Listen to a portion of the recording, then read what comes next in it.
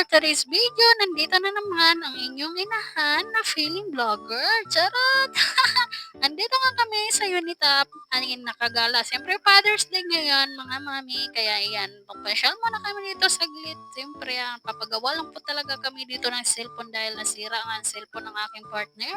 At ito nga ang nangyari, nandito kami sa pinakataas nito kasi nintay namin ang aking partner dahil naki-CR lang talaga muna siya dito sa Unitap.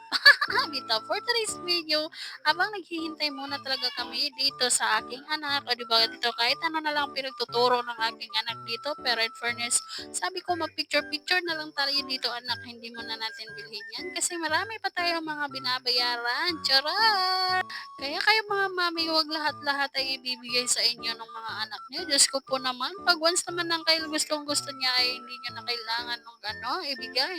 At ito na nga ang nangyari sa ganap na katapos ng daddy niya mag-CR at ito na nga pinalaro ko muna dito ang aming angel ng 1 hour lang naman is 120 lang naman ang 1 hour. Siyempre kung may sarili ka namang medyas, automatic na yan. Dito lang yan sa second floor ng Unitap.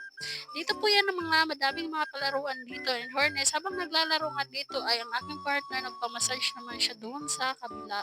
Malapit lang naman yan dito sa sa Unitap Mall lang naman yan, mga mami.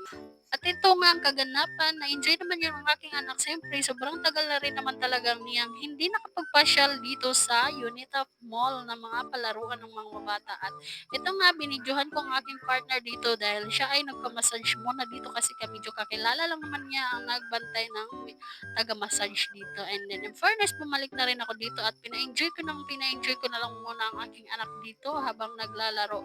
Habang nagpamassage pa din naman ang aking partner, kailangan ko talagang bantayan muna tong aking anak at pa-enjoyin ko muna talaga kasi medyo matagal-tagal na rin talagang hindi nakapagpasyal to.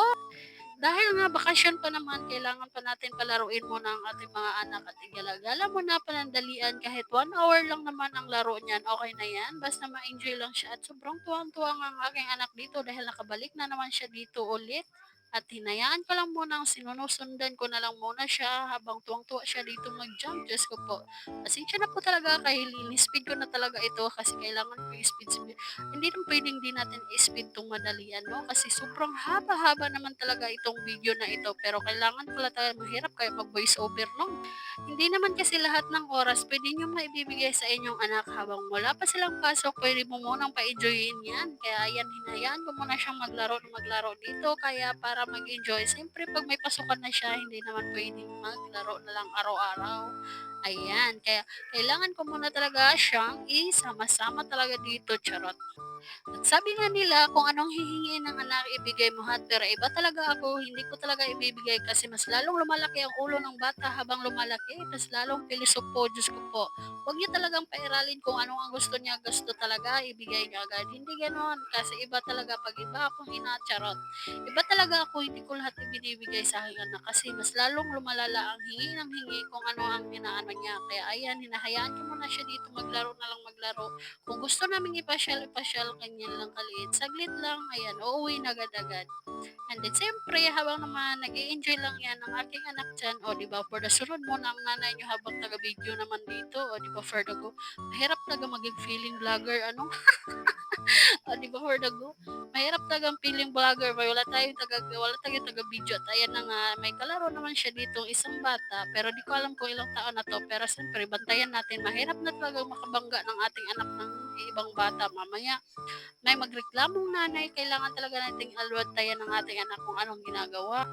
At pagkatapos nga namin dito ay kailangan naman talaga natin mag-enjoy muna. Ayan, for the go. Ayan, hanggang dito na lang ang ating video mga inahan for today's video kasi medyo mahaba-haba na talaga. Di ko na alam kung anong dapat kong sabihin kaya pagpasensyahan yun ang aking voice over for the imik-imik, charot. For the imik-imik lang talaga ng inyong nanay. Pang saan mo ginataan yung pag-video, saan yun nato pagtamaan yung pag-voice over, bulok-bulok yung tani ba? Pagbuot na. Yan naman yun ang kinabuhi sa nanay. O, di ba, for bless yaya, Tagalog na lang gitaan. O, kaya na nga, malapit na nga ang oras ng aking angel dito. Kailangan na talaga namin pauwi. Kailangan na talaga namin umuwi, no? At ito nga, may baby dito. Ayan, nag-aagawan pa nga sila dito ng toy. Kaya siyempre, mas baby yung ano ko. Sabi ko, siyempre, kailangan din natin pagsabihan ng ating anak kung ano ang kailangang gawin. Charot! Nakapag-istorya ba mo robot raw tinuod?